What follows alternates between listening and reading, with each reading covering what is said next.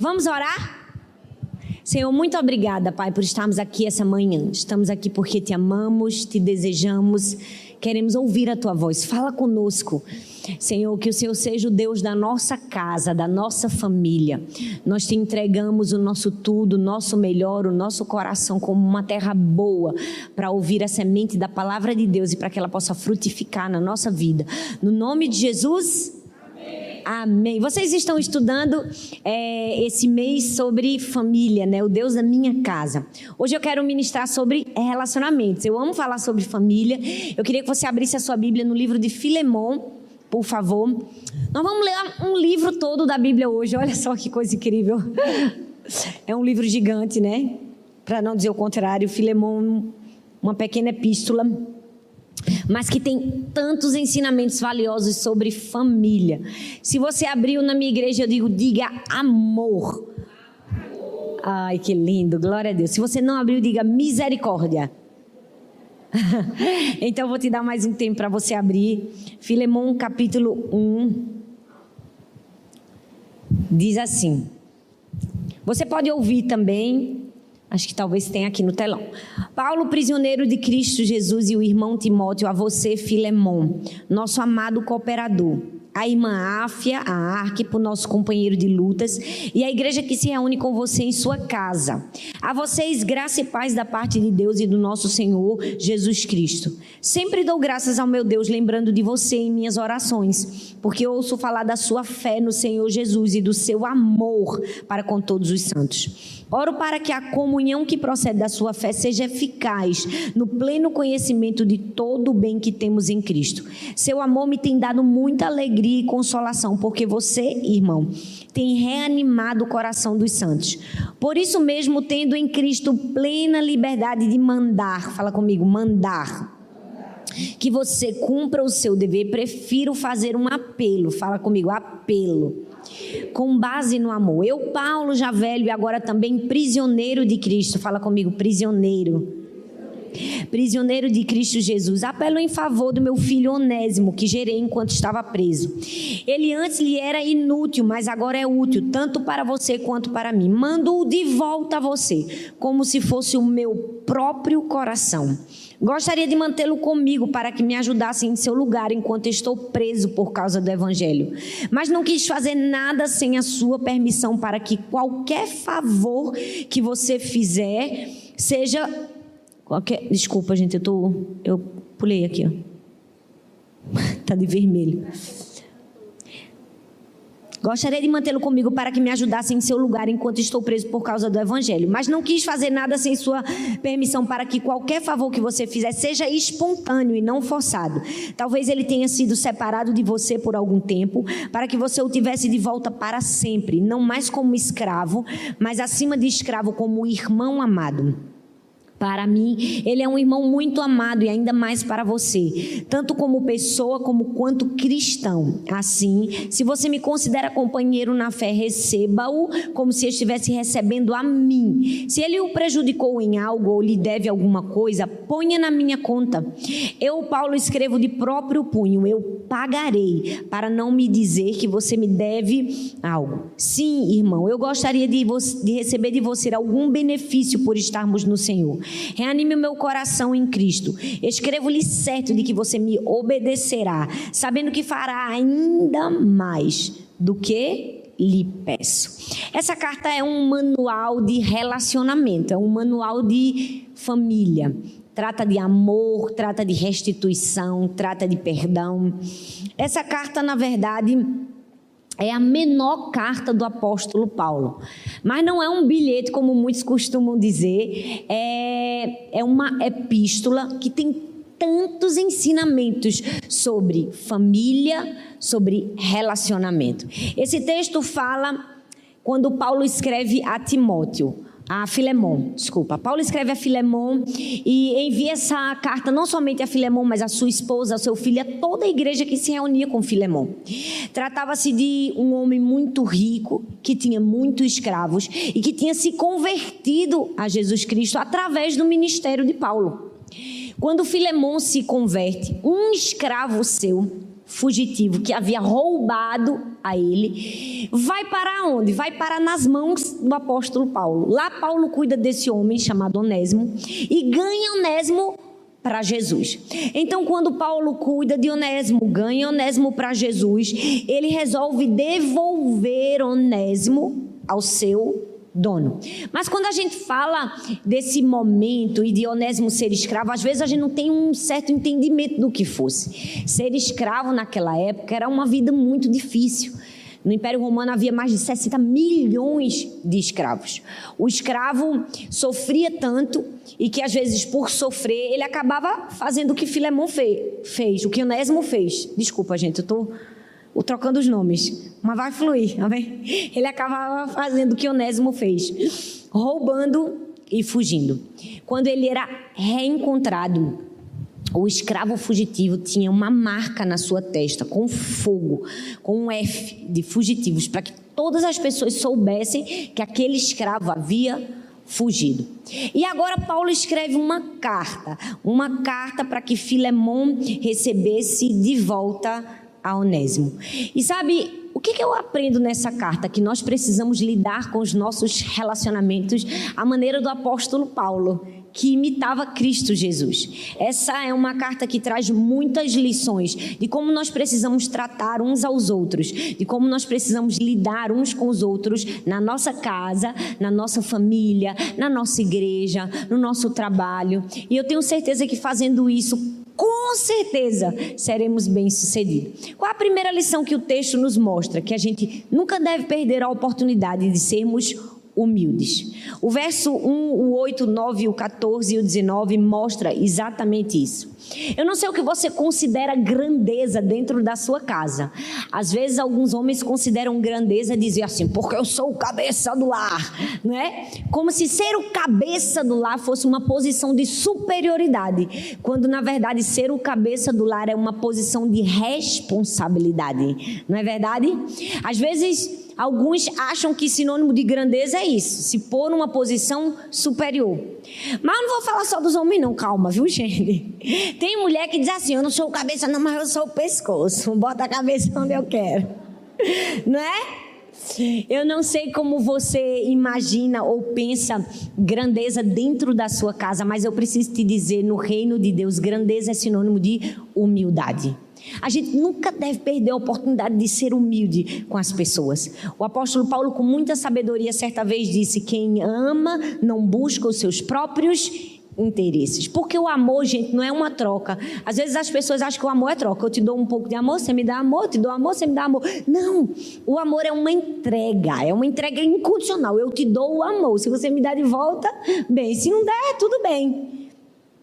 Nós precisamos compreender que o amor é essa entrega. E quando nós amamos, é mais fácil sermos humildes, não é verdade? Como foi que Paulo nos ensinou a sermos humildes? No verso 1 ele disse assim, Paulo, prisioneiro de Cristo Jesus. Eu amo que Paulo era o quê? Apóstolo. Paulo era o cara, gente, o top das galáxias, um homem culto, letrado, formado aos pés de Gamaliel, um homem que todos queriam aprender, que todos queriam ouvir, que todos queriam ser liderados. Mas quando ele vai tratar de um escravo, ele se põe na mesma posição de um escravo. Ele disse assim, eu sou um prisioneiro também. Eu também sou preso. Quando ele vai defender alguém que o mundo considerava apenas um objeto, ele disse assim, olha, ele é o meu filho, ele é o meu próprio coração. Paulo nos ensina a dar valor àquilo que realmente tem valor e tratar as pessoas da maneira como Cristo nos ensina a tratar. Onésimo naquela época era um homem nem considerado homem, porque o escravo era considerado apenas uma ferramenta viva, não era considerado um ser humano, era considerado um instrumento de trabalho. Então Paulo vem e diz assim, eu, Paulo, prisioneiro de Cristo Jesus. Não foi à toa, gente, que Onésimo se entregou para servir a Paulo, não. Também com um tratamento desse, não é, gente? A pessoa não tem direito a nada e ser tratado de filho, meu próprio coração, não é? E se colocar numa posição de humildade. Eu não sei como você se apresenta diante das pessoas, né? Paulo nos ensinou a nos apresentarmos da maneira adequada. Mas você já viu que tem gente que se apresenta que só o sangue de Cristo tem poder? Não é? Não, porque eu sou doutor formado, né? Dá 1 milhão de títulos, né? E tem gente que aumenta o que é, né? Tem gente que é de verdade e fala, bem pomposo, amém. Quer falar, fala. Mas tem gente que não é e inventa que é. Já viu a pessoa que aumenta? E você já viu que tem uns que aumentam com capa de santidade? Não, porque eu sou o mais santo na minha família, mas toda honra e toda glória é para Jesus. É ou não é, gente? Ainda acho que está dando a glória para Deus. Como é que a gente se apresenta? Porque infelizmente tem pessoas que, vocês me perdoem a brincadeira, mas a pessoa não pode ter 5 centavos a mais de nada, né? Nem 5 centavos a mais de unção, nem de conhecimento, nem de poder, nem de fama, nem de dinheiro mesmo, né? Tem um pouquinho mais, ele já tem um espírito de pombo. Sabe o que é o espírito de pombo? Acorda e vai dormir com o peito inflado, assim, né? Não falo com ninguém, não sirvo ninguém, não faço nada. Por quê? Porque infelizmente não aprendeu a tratar os seus relacionamentos como Paulo nos ensina em humildade. A Bíblia diz: aquele que quer ser o maior, seja o menor e servo de todos os outros. Eu acho que se todos nós nos colocássemos como Paulo se colocou nessa carta, sendo apóstolo, se pôs como prisioneiro, os nossos relacionamentos seriam diferentes, não é verdade? O mundo hoje em dia celebra tantas coisas que Cristo não celebra. O mundo hoje em dia celebra o seu status, a sua fama, o seu dinheiro. O mundo celebra se você comeu num restaurante caríssimo, mas Deus celebra se você trata bem o garçom. Deus celebra como fica seu comportamento depois de você receber todas essas coisas. Você pode receber, mas a maneira como você reage a esse recebimento é que fala quem você é de verdade. Nós nunca podemos perder a oportunidade de sermos humildes na nossa casa. Paulo se apresenta como prisioneiro, mas não só isso. O texto diz que Paulo tinha toda a autoridade para mandar. Tinha ou não tinha? Tem um ditado que diz assim: manda quem pode, obedece quem tem juízo, não é? Vocês estão tão calados, gente, vocês estão bem? Pelo menos diz amém. Amém. Glória a Deus.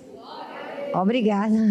Ajuda, porque senão eu estou pensando que vocês não estão entendendo. Vocês estão me entendendo? Amém. Se eu falar alguma palavra assim, do linguajar nordestino que vocês não entenderem, você vai assim, pela ordem, aí eu traduzo, tá bom? Acontece nas melhores famílias de Londres e nas igrejas chiques de Brasília. Paulo podia usar sua autoridade para impor sua vontade a Filemon, mas o texto diz que ele solicita em amor. Ele diz no verso 8 e 9, olha, eu poderia mandar você receber Onésimo, mas eu prefiro fazer um apelo em amor. Eu prefiro pedir. Sabe, muitas vezes nós fechamos portas dentro da nossa casa, dos nossos relacionamentos, porque usamos a nossa autoridade com autoritarismo, ao invés de usar a nossa autoridade com uma postura humilde. A gente nunca deve perder a oportunidade de sermos humildes. Paulo, sendo apóstolo, se fez prisioneiro. Paulo, podendo mandar, preferiu apelar. Segunda lição que nós aprendemos nesse texto é que a gente nunca deve perder a oportunidade de elogiar sinceramente as pessoas. O texto continua no verso 4 e 7 e Paulo diz assim: graças dou ao meu Deus, lembrando-me de ti nas minhas orações, ouvindo do teu amor e da fé para que tens com o Senhor Jesus Cristo e para com todos os santos, para que a comunicação da tua fé seja eficaz no conhecimento de todo o bem que vem em vós por Cristo Jesus, porque temos grande gozo e consolação no teu amor, porque tu, ó irmão, das entranhas dos santos foram recriadas. Gente, esse texto nos fala que Paulo não perdeu a oportunidade de começar bem, né? Ele tinha uma ordem para dar para Filemon, mas ele começou o quê? Ele começou elogiando, ele destacou a vida fiel de Filemon para com Deus e para com os irmãos na fé. Ele queria que Filemon tivesse um comportamento diferente, que Filemon recebesse a Onésimo do jeito certo. E ao invés de começar criticando ou exigindo, ele começa orando e abençoando. Quando você quer que um comportamento de alguém dentro da sua casa melhore, você começa exigindo e criticando, ou agradecendo, orando e abençoando? Tá todo mundo tão calado? Vocês ainda estão gostando de mim? Amém? Porque foi isso que Paulo nos ensinou. Qual foi a última vez que eu e você fizemos a mesma coisa que Paulo fez? A gente agradeceu a Deus pela vida de alguém e não somente agradeceu, falou isso para ela, encorajou, disse: eu agradeço pela sua vida, você é uma pessoa importante para mim, você é uma pessoa importante na sociedade, você é uma pessoa importante no reino de Deus. Como é bom a gente elogiar as pessoas. Eu lembro que quando eu estudava no seminário, eu tive uma professora de aconselhamento cristão que logo no primeiro dia de aula ela fez uma dinâmica com os alunos e ela disse assim, perguntou o nome de cada aluno e ela disse que na sala nós só poderíamos chamar o nome daquele aluno não pelo nome, mas pela sua qualidade, de acordo com a primeira letra do nome. Então eu, como me chamo Thalita, ela disse que meu nome na sala de aula seria Talentosa. E aí Paulo seria cada um com sua letra. E nós nunca mais nos esquecemos nem o nome dos nossos colegas, nem a oportunidade de sempre elogiar as pessoas. Aquilo marcou a minha vida. Foi uma coisa tão simples, tão pequena que aquela professora fez, mas ela me ensinou a enxergar os outros com o dom, com o talento, com o favor e a graça que Deus derramou na vida deles. Que nós possamos olhar para os nossos familiares e para as pessoas dentro da nossa casa dessa mesma maneira, da maneira com que Paulo enxergou a Filemon. Ele disse assim: Filemon, você é uma bênção, Filemon. Eu agradeço a Deus pela sua vida. Sabe, uma vez Paulo disse a Timóteo: não deixe que ninguém menospreze você. Eu acho que para expormos o elogio e abençoarmos a vida de outras pessoas, precisamos primeiro nos ver adequadamente, não deixar ninguém menosprezar, e aí então abrimos a nossa boca para levantar a grandeza do outro. Mas a maior falha da nossa vida dentro da nossa casa, porque a gente quer tanto consertar os outros, que a gente conserta mostrando o defeito, conserta criticando, conserta expondo o erro, e quando faz alguma coisa boa a gente não fala, não é verdade? A gente segura o elogio, e a gente nunca deve perder a oportunidade de elogiar sinceramente uma pessoa. A nossa família existe para isso, para que a gente possa arrancar o ouro uns dos outros. A profecia é isso, a profecia é tirar da vida de alguém aquilo que nem ela sabe que é capaz de fazer. A gente tem a tendência de achar que um lugar de grandeza é um lugar onde se forma grandes pessoas em centros universitários, como Harvard e grandes universidades. Amém, glória a Deus por isso. Se você pôde estudar muito, aleluia. Mas eu acredito que o lugar de maior grandeza, um lugar de maior formador de gente grande, tem que ser nossa casa, tem que ser nossa família. É ali que a gente arranca o ouro. É ali que a gente diz: você nasceu para ser grande, meu filho. Você nasceu para influenciar essa geração. Você nasceu para ser uma bênção. Você é especial. Tem algo diferente em você. Eu não sei se você não tem esse costume, mas se você não tem, tem agora. Seja um Paulo na vida dos seus filhos, seja um Paulo na vida do seu esposo, na vida da sua esposa, dos seus amigos, do seu trabalho. Arranque o melhor das pessoas, diga: você é uma bênção, você é um exemplo. Todos os santos se favorecem do seu amor em Cristo Jesus. Foi isso que Paulo fez. O camarada sabia fazer, né? Ele amansou bem muito, elogiou bem muito, para depois dizer: eu tenho um negócio para tu fazer. A gente faz o inverso, não é, gente? Quer dizer, a gente às vezes nem faz a primeira parte. Nós precisamos fazer isso. Na minha casa nós temos essa cultura do encorajamento, da valorização. E é muito engraçado que minhas filhas, desde pequenininhas, elas já passam isso adiante. Uma vez elas eram bem pequenininhas. Eu acho que Laura devia ter uns 4 anos e Sara devia ter uns 5 para 6. E Laura estava tentando vestir a boneca. Só que ela pegou a roupa de uma boneca e vestiu em outra boneca. Logo estava apertado, não estava cabendo. E aí ela puxava a roupa e dizia: eu não consigo. Gente, eu estava sentada assim no cantinho da minha sala e só observando. A mais velha chegou para ela e fez: Laura, bem assim, nunca mais diga essa palavra dentro desta casa, Laura. Nunca mais diga: eu não consigo. Laura, você consegue. Aí ela fazia assim: ó, vamos, eu só vou sair daqui quando você vestir essa boneca. Gente, eu queria rir, mas eu não podia, eu ficava... E Laura quase rasga a roupa, mas vestiu. Nunca mais eu me esqueci dessa lição. Sabe por quê? Porque nós colocamos para fora aquilo que a gente recebe dos outros. Você precisa ser um encorajador. Você precisa ser alguém que arranca o ouro das pessoas, que acredita nas pessoas. Porque um elogio é muito bom, né, gente? Um elogio cura. O elogio abençoa as pessoas. Uma pesquisa na Universidade de Harvard Business fez uma pesquisa numa loja muito comum nos Estados Unidos de tecnologia, Best Buy. Já ouviu falar? Eles fizeram uma pesquisa e eles perceberam que o atendimento do vendedor com o cliente, se ele tiver um elogio ou uma palavra de gentileza, aumentava em $100.000 o faturamento da empresa. Ora, se um elogio aumenta em $100.000 o faturamento da empresa, imagina o que não pode fazer na sua casa. Imagina o que não pode fazer ao seu redor, no seu ambiente de trabalho. Você nunca deve perder a oportunidade de elogiar sinceramente as pessoas. Paulo vem para Filemão e diz assim: sua vida é fiel em relação aos seus irmãos. Mas ele não termina nisso. No versículo 7, Paulo continua elogiando. Porque Paulo não é aquele tipo de crente que acha que é perigoso elogiar. Não já viu uns crentes que acham que é perigoso elogiar? Vou falar, não. A irmã cantou tão bem hoje aqui no culto. Que coisa linda aquela ruivinha. O trio Parada Dura que cantou aqui, né? Cantou lindo, mas vou falar não, porque está se achando demais, para não se achar. Não é? Não tem gente assim? O pastor pregou tão bem, pastor Paulo hoje pregou bem. Mas também não vou falar não, porque está todo mundo falando daqui a pouco. Não é? Não tem gente que é assim? Tem não, gente. Só em Recife. Aqui em Brasília não tem não? Tem, gente. Não tem gente que tem medo de elogiar? Né? A pessoa tá bonita, diz, vou dizer não que ela tá bonita não, porque daqui a pouco tá com rei na barriga. Esse tipo de pessoa é uma pessoa que eu gosto de chamar assim, que ela foi acometida de uma doença chamada processadite. É a síndrome de pessoas processadas na vida. É uma pessoa processada? Uma pessoa processada, eu gosto de chamar processada porque eu acho mais chique, porque complicado é uma palavra feia, não é? Tem gente que é meio complicado? Aí eu chamo processada, uma pessoa cheia de processos. Ainda não foi curada, né? Aí ela precisa tomar alguns remédios, né? Pra ficar boa. Neuza ora, vai orar, né? Toma um pouquinho de Bíblia nova, vai ler a Bíblia. Porque tem gente que é assim, ela é tão doente que ela não consegue elogiar as outras pessoas.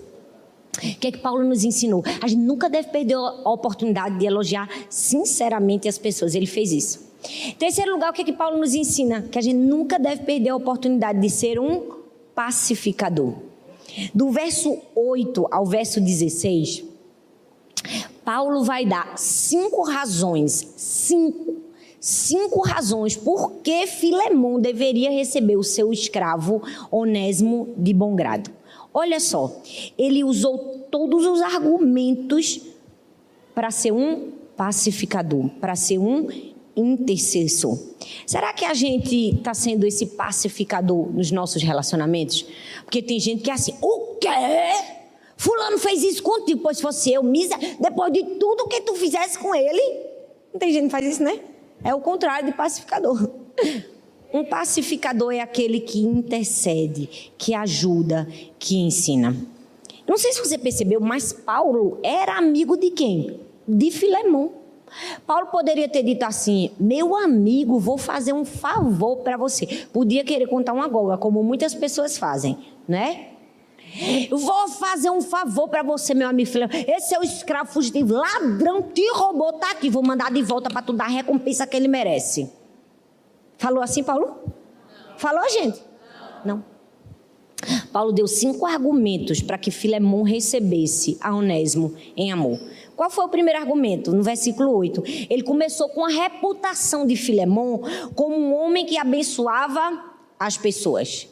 Paulo estava dizendo assim para Filemão, Filemão, olha, eu só queria te lembrar que tu és uma bênção na vida dos irmãos.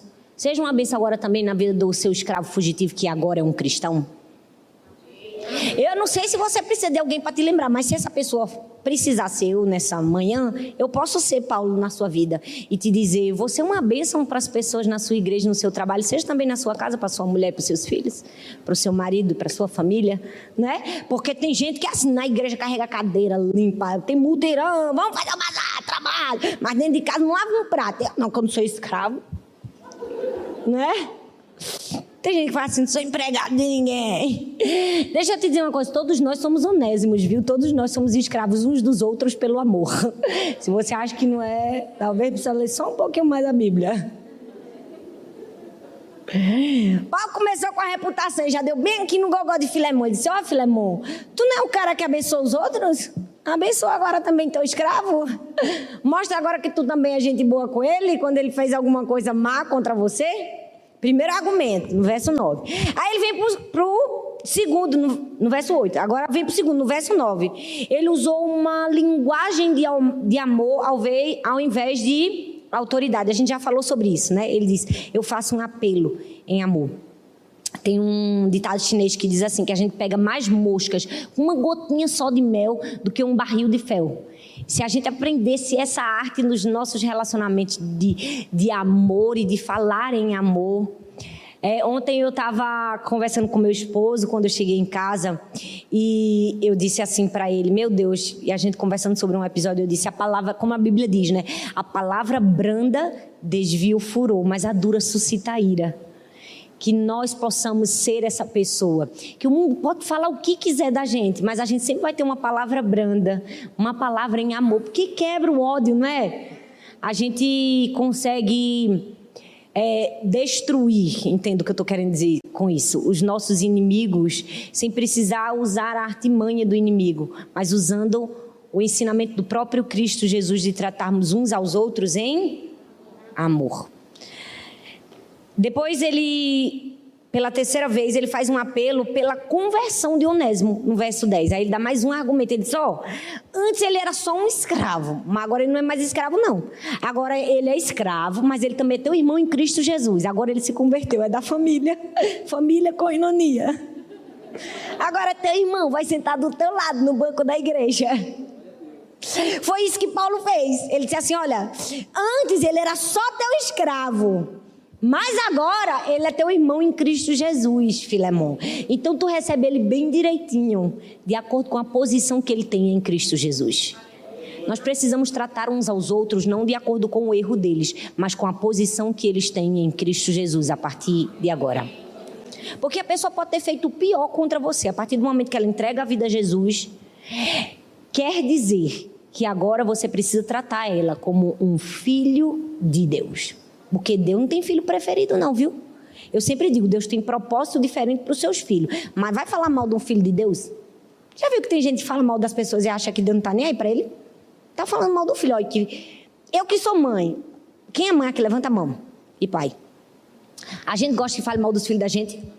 Se uma professora chegar e disser assim, tá com um pouco de dificuldade de prestar atenção dentro da gente já fica morrendo. Essa menina é uma gênia, essa professora não está vendo. É ou não é, gente? Então, toda vez que você quiser tratar de maneira diferente alguém, pensa, eita, ele é filhinho de papai, olha como Deus vai olhar para mim. Foi isso que Paulo disse a Filemon. Ele disse assim, agora você precisa tratar bem, porque agora ele é um cristão.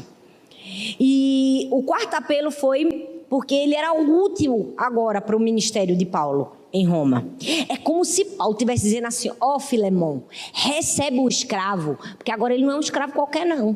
Eu treinei ele, eu discipulei ele, eu transformei ele numa bomba, agora eu vou te devolver ele bom. Então recebe bem, porque antes era só um escravo fugitivo, mas agora não é mais não, eu discipulei ele. Agora ele está no caminho certo. Quarto argumento de Paulo. E o quinto foi para a providência divina. Ele apelou para a providência divina. Ele disse, não foi à toa que esse escravo veio parar na minha mão. Ele veio parar na minha mão com um propósito. Propósito de me abençoar, de te abençoar, de ser ganho para Jesus, de ter a vida transformada. Meu filho, depois desses 5 argumentos, eu fazia uma festa para receber o escravo que me roubou. Fazia ou não fazia? Ainda dava ele para dormir na minha cama. Dava ou não dava, gente? Porque Paulo soube fazer.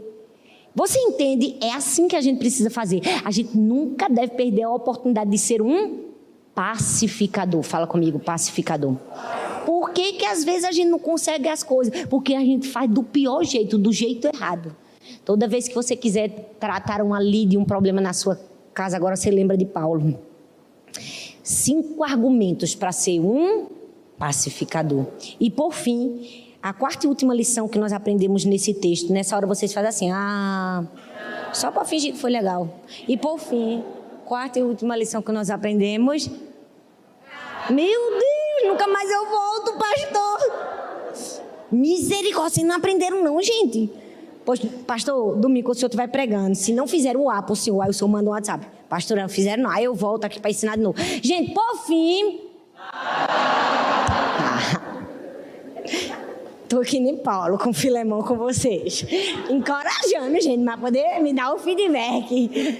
Amém, gente? A gente nunca deve desistir de ver o poder do Evangelho transformando a vida das pessoas. Do verso 17 ao verso 25, nós vemos isso. Muitas pessoas dizem assim, se meu marido me tratasse melhor, se me tratasse com carinho, eu seria uma boa esposa.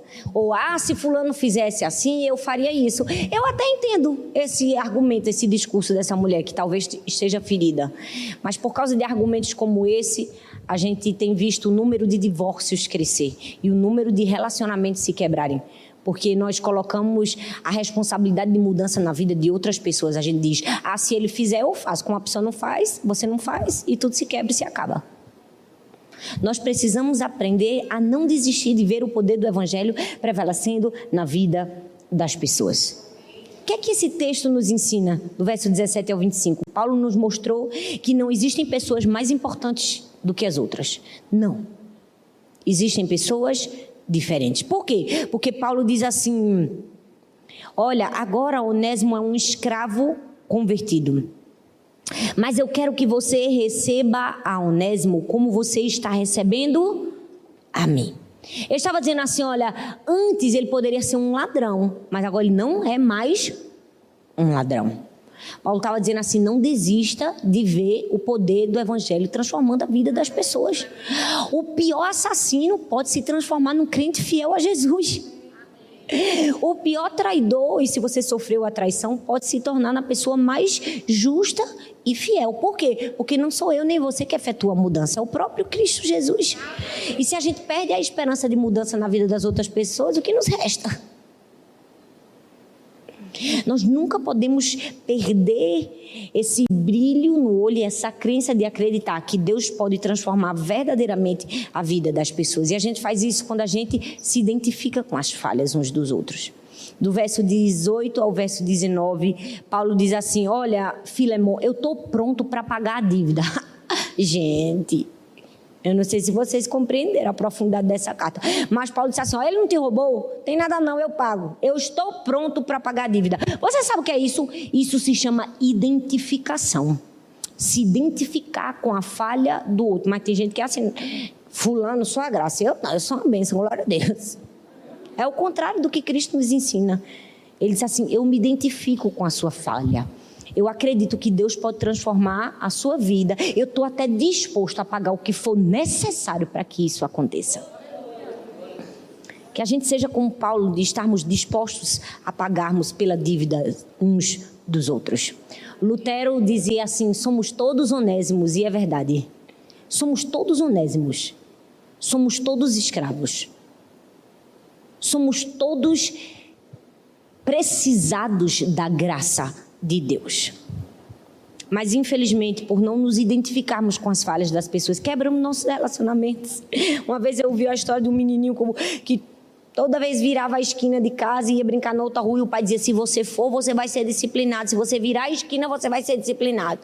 E o menino foi uma vez, duas, na segunda vez que ele estava apanhando, o menino começou a chorar, olhou para o pai e disse, pai, o que é esquina?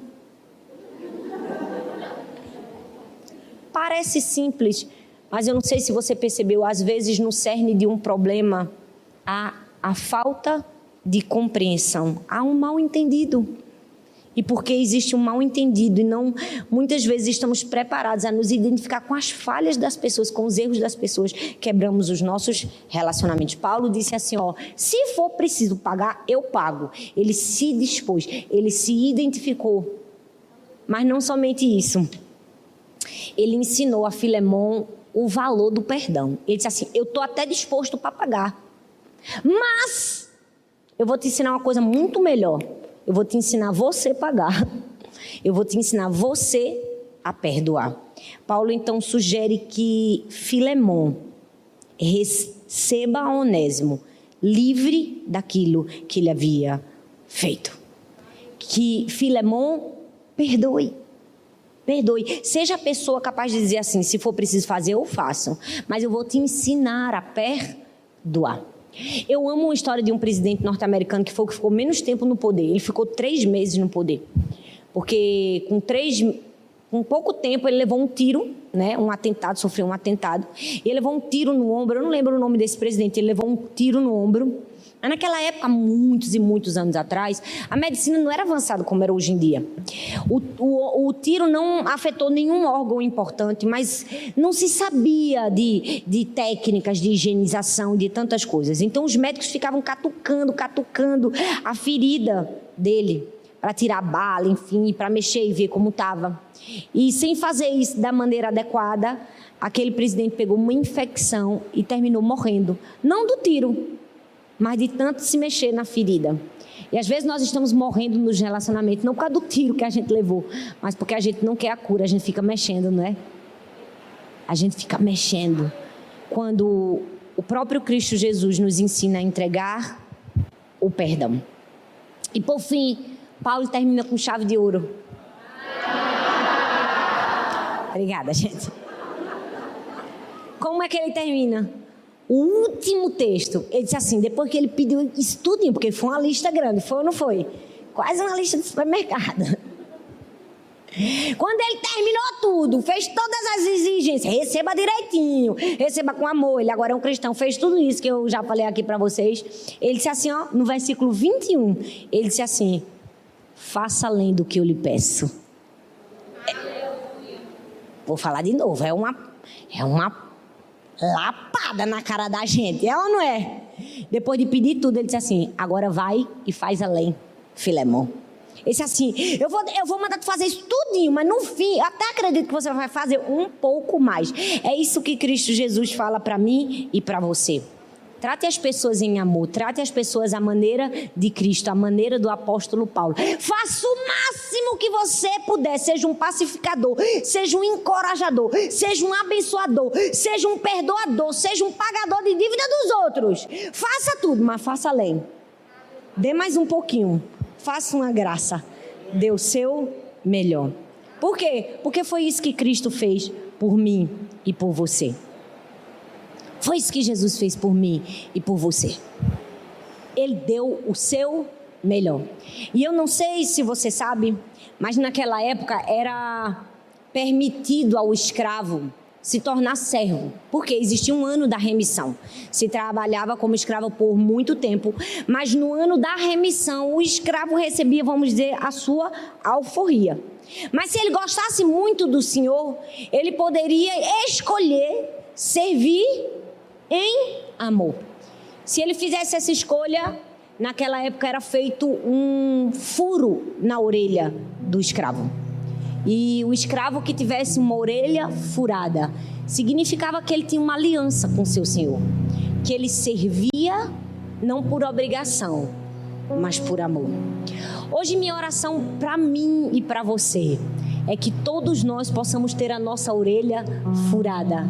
Que todos nós possamos ser escravos uns dos outros, não por obrigação, mas em amor. Não por imposição, mas por desejo de fazer uma aliança. Eu queria pedir que você ficasse em pé no seu lugar. Não sei como você chegou aqui essa manhã. Eu não sei como estão os seus relacionamentos. Eu não sei se você está com problemas com sua sogra, com uma cunhada. Não sei se você está com problemas com seu chefe no seu trabalho, ou com seu marido, com a sua esposa, com seus filhos. Não sei se você está com algum relacionamento quebrado. Não sei se alguém te traiu. Talvez você hoje se sente como Filemão. Alguém te roubou e fugiu.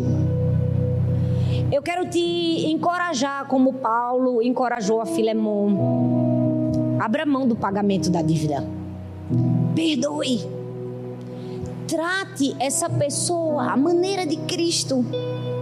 Em amor. Em graça. Ah, pastora, mas não merece. Se merecesse era justiça. É porque não merece que se chama misericórdia. E é isso que nós precisamos oferecer às pessoas. Misericórdia. Compaixão. Feche seus olhos.